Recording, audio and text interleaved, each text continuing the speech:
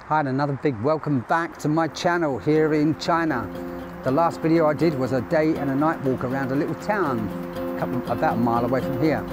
And I said next video will be about YouTubers. I'm going to briefly mention YouTubers in China. And I've done a lot of research about other YouTubers, and I've also done a lot of research about YouTubing in general actually. Yeah, I've learned a few tips. Whether I can apply those tips to this video or and future videos, I don't know. I hope I can, which will improve my subscriber rate. So let's see if that works. First of all, I've got to do some images from different angles and different directions.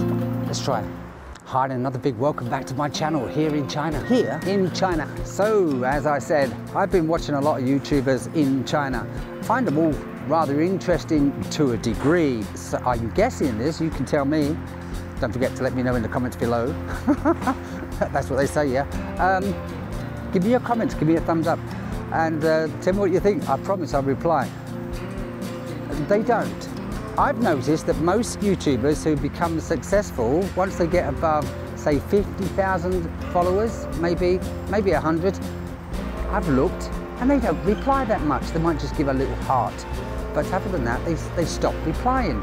They stop having that one-to-one conversation with you, the viewer. Are they getting too big for their own boots? Or is it just because they're too busy? I'm bloody busy. Now, I don't have that many. And even if I did, I would still let you know in the comments below.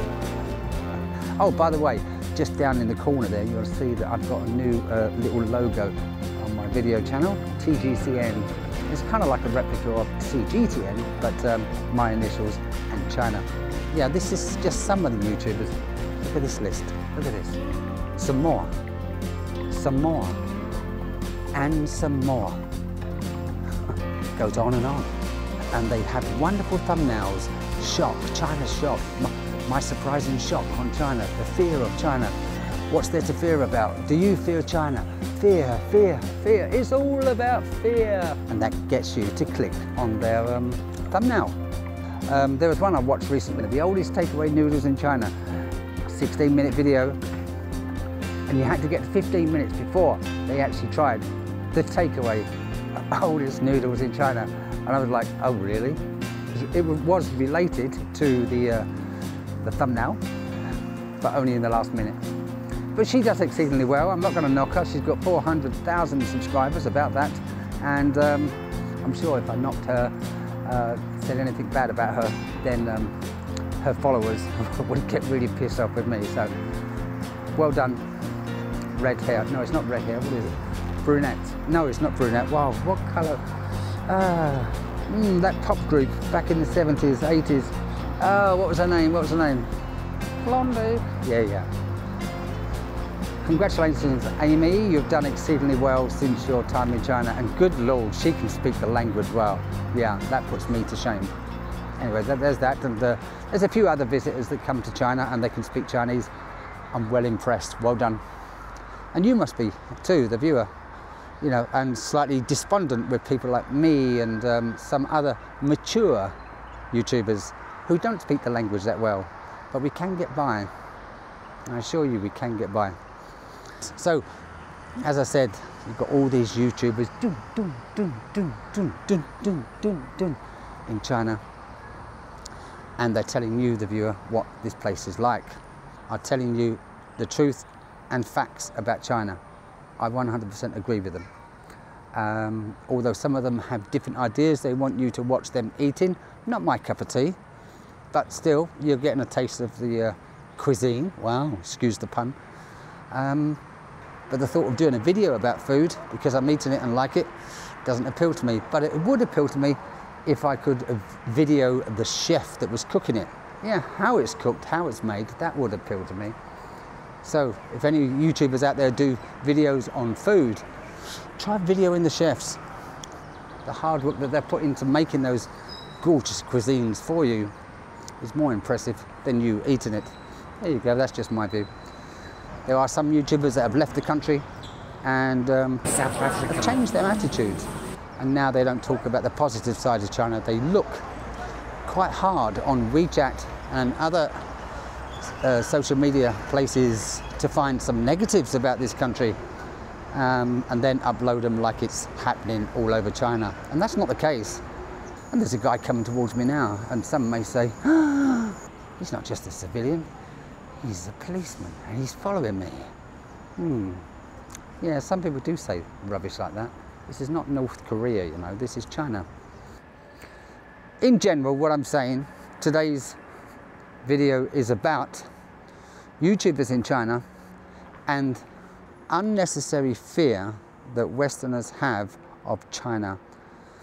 If you let that fear resonate in your head or sink into your heart, you're going to become a Chinese hater and discriminate Chinese people in your hometowns. They've made the effort, they've had a few problems, or they've seen some adventure, some venture going on in another country. They have the skills and technology and the know-how how to make a business in your country, providing employment for some locals in your country. And so they move there, they pack their bags, despite their strong ties with their families, they decide to leave home and go to another country and settle down, very similar to what I've done here. The only difference being I'm on a visa every year, as where they can get residency pretty much permanent because of the way the West works. On a personal basis, I think China's got it right.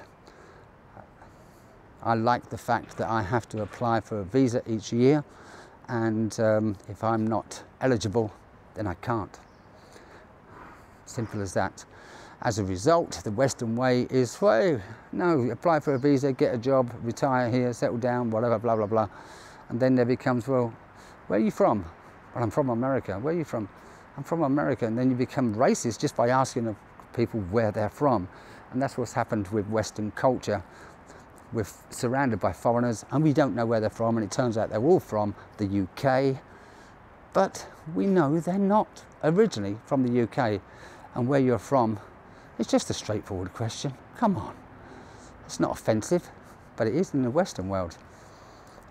When you visit China, you will be asked more than once by a variety of different people where you're from, despite your colour. Yes, and I say that with an emphasis because I've known some black people. I say black because I don't like using the word coloured, because even my skin is a colour, everyone's a colour. But sometimes black people will say, if you're black and living in China, you will be asked where you're from, as if it's offensive. How pathetic. So I hope the Western world does not bring that culture to China. It never will, actually. Never will. Who's your... Yeah, just tell me, if you watch this, just tell me, who's your favourite YouTuber in China? Yeah, interesting, eh? And if you follow the Barrett channel, well, he's been away, he's been in the UK and he's off to Japan.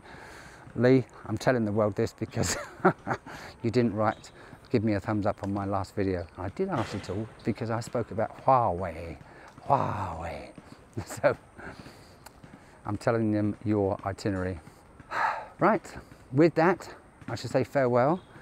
And if you're still with me, here is some clips of YouTubers that you may know from a video that I did 3 years ago. Wow. Some of you may know me as Serpent. Huawei. If you like our channel, Huawei. Yeah, my next video, if you like my next video, I haven't done it yet, and I'll see you there. We're doing another live stream. I should be out there on the CCTV, am I? Jason, aka William Wallace. Right, thumbs up and Huawei.